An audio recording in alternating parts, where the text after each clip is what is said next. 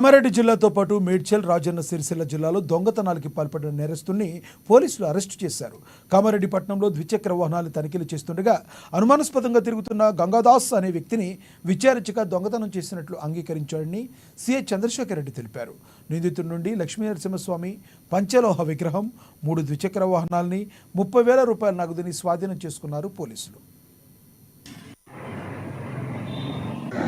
గత కొన్ని రోజుల నుండి కామారెడ్డి పట్టణం మరియు కామారెడ్డి జిల్లా మరియు చుట్టుపక్కల జిల్లాలలో గుడులలో రాత్రిపూట దొంగతనాలు జరుగుతున్నాయనే విషయంలో కామారెడ్డి జిల్లా ఎస్పీ గారు, కామారెడ్డి సిసిఎస్ సిఐ గారు మరియు వారి యొక్క సిబ్బందిని ఈ యొక్క దొంగతనాలు చేసినటువంటి వ్యక్తులను పట్టుకోవడం కోసము వాళ్ళని కేటాయించి వాళ్ళ డ్యూటీలు కేటాయించడం జరిగింది.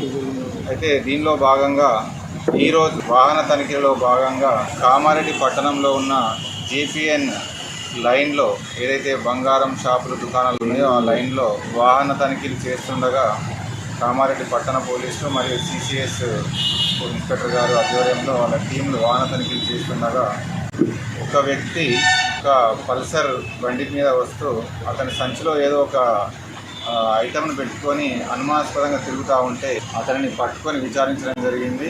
అదేవిధంగా ఆ సంచిలో ఏముందని చెప్పి చూస్తే పంచలోహ విగ్రహము, లక్ష్మీ నరసింహస్వామికి సంబంధించినటువంటి పంచలోహ విగ్రహం ఒకటి కనబడి అది అమ్మడానికి వచ్చిందని చెప్పి డౌట్ వచ్చి